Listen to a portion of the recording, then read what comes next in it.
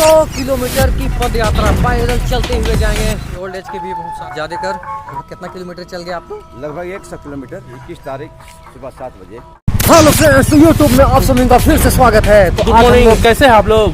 सब मजे होंगे। बहुत दिनों के बाद हम लोग आज मिले, बहुत खुशी लगा। और आज मैं सोया हुआ था लेकिन मुझे कॉल करके उठा दिए कि चलिए आज हम लोग थोड़ा चलते हैं मॉर्निंग वॉक पे। लेकिन आज एक विशेष हम लोगों को कुछ न्यूज़ भी मिला है जिसके चलते आज हम लोग आए हुए हैं। हमारे दोस्त बताएंगे आज है क्या ये। हम आपको दिखाना चाह रहे हैं आज जो आदिवासियों का जमीन जगह है उसे बचाने के लिए पद यात्रा जो निकला है Netarhat field firing range. Netarhat field firing range कहाँ से लगभग आ रहे होंगे ये लोग नेत्राहाट से आ रहे हैं, पूरा रांची राजभवन तक पद यात्रा। तो चलिए आपको भी उनकी यात्रा को दिखाते हैं और आप लोग भी वीडियो में बने रहिए, उनकी यात्रा को जरूर से देखिए कैसा दुखदायी यात्रा है। देखिए ये पैदल जो चल रहे हैं कितने दूर से होते हुए आ रहे हैं। लगभग कितने किलोमीटर के होंगे? 152 या 55 या 100 नहीं ज्यादा होंगे शायद।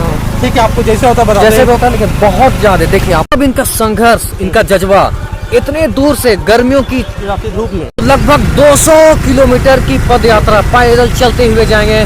जा रहे मामू? तो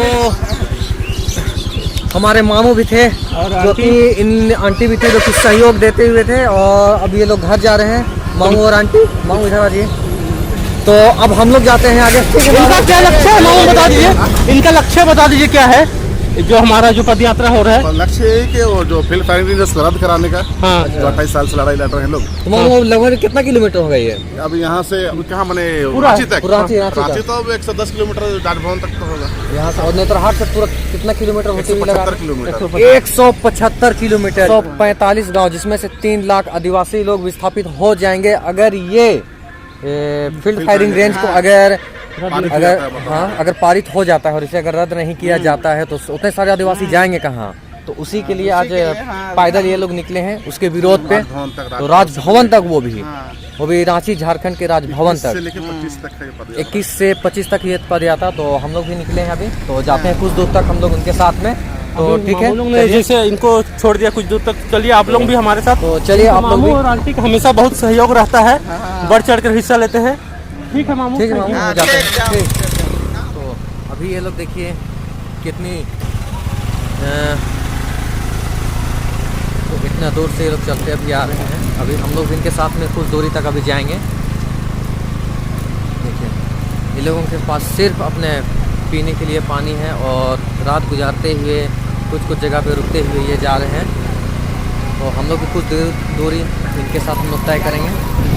तो ये देखिए अभी गुमला से रांची को निकलेंगे जो कि यहाँ से लगभग 110 किलोमीटर की दूरी है और वो भी सिर्फ पैदल, किसी भी गाड़ी का सहारा नहीं। और ये लगातार अभी चलते जाएंगे और इनके पास सिर्फ है तो पीने के लिए सिर्फ पानी है। और इतनी कड़कड़ाहट धूप पे ये जाएंगे। अभी सुबह के 5 बजे हुए हैं, 5 बज के पार हो गए होगी ना, 5:10। तो अभी ये लगातार चलते ही जा रहे हैं और हम भी इनके साथ साथ कुछ दूरी तक जाएंगे। तो इनका संघर्ष और इनका जज्बा देखिए। साथ में मम्मी लोग भी हैं जो कि ओल्ड एज के भी बहुत सारे, कोई ज़्यादा कर और सारे कोई पैदल चल रहे हैं। जो कि इतनी लंबी दूरी तय करना और भी इतने गर्मी के मौसम में मतलब बहुत ही चुनौती का विषय है। और ये फील्ड फायरिंग रेंज जो है अगर लागू हो जाती है तो लगभग 250 गाँव, जिसमें से 3-3.5 लाख आदिवासी हैं जो कि विस्थापित कर दिए जाएंगे। फिर ये कहाँ जाएंगे? तो इसी के विरोध में जमीन अपने बचाने के लिए हमारे लोगों ने इतना बड़ा कदम उठाया है और वो फील्ड फायरिंग रेंज को कैंसिल करने के लिए राजभवन तक पद यात्रा ये चल रही है। तो बहुत सारे जिला से होते हुए आ रहे हैं और अभी तक ये हमारे यहाँ तक पहुँच चुके हैं। तो जैसे भी सुविधा होते हैं, ये कहीं पे जगह मिलता है तो रात गुजारते हैं, रात बिताते हैं वहाँ।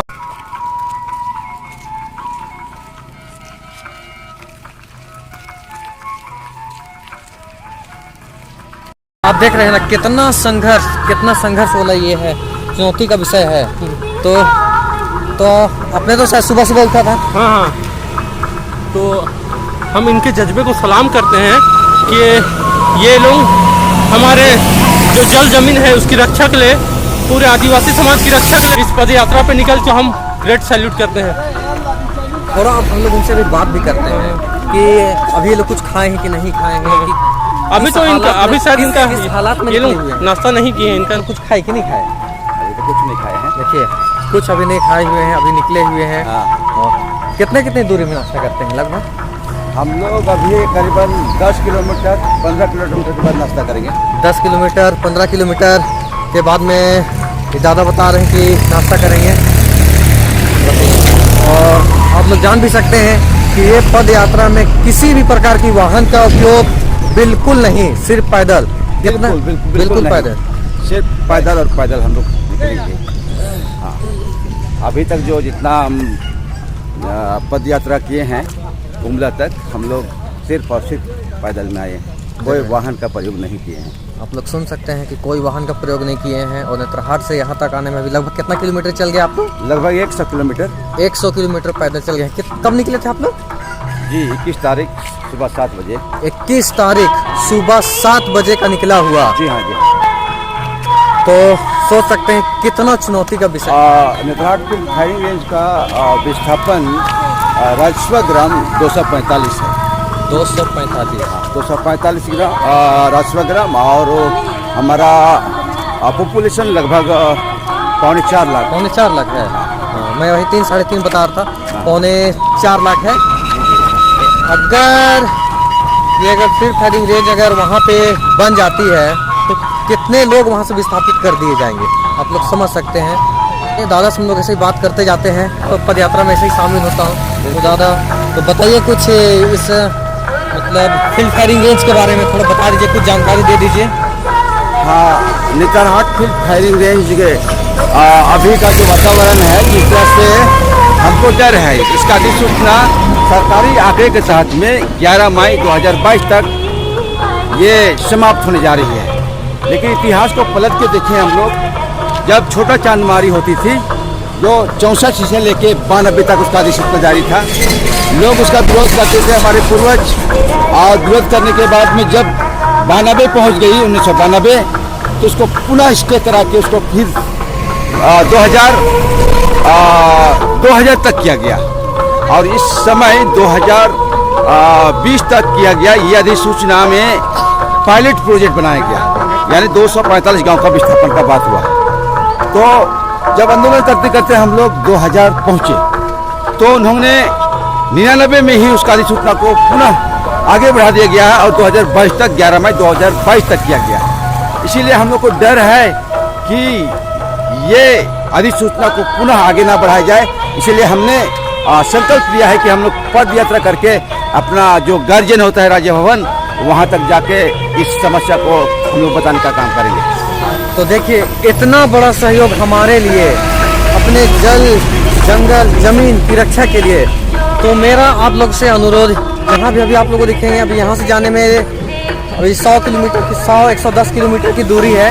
तो आप लोगों से अनुरोध ये है कि आप लोग रास्ता में कहीं भी देखते हैं तो कुछ खाने पीने के लिए कुछ मदद करते जाइए, क्योंकि हमारे लिए ये बहुत बड़ा सहयोग होगा।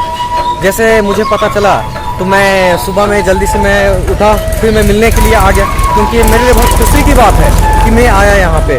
कुछ दूरी पहुँचे हैं ये, और यहाँ पे स्वागत किया जा रहा है इनका। तो बहुत अच्छी बात है कि इनका स्वागत हो रहा है यहाँ पे।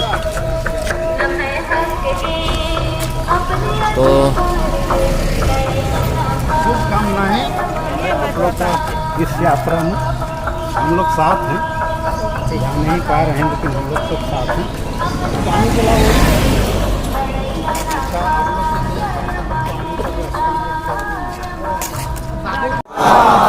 हम आपके साथ हैं। हम अभी नहीं जा पा रहे हैं लेकिन हम लोग आपके साथ हैं, मन और दिल से और सहयोग से हम आपके साथ हैं।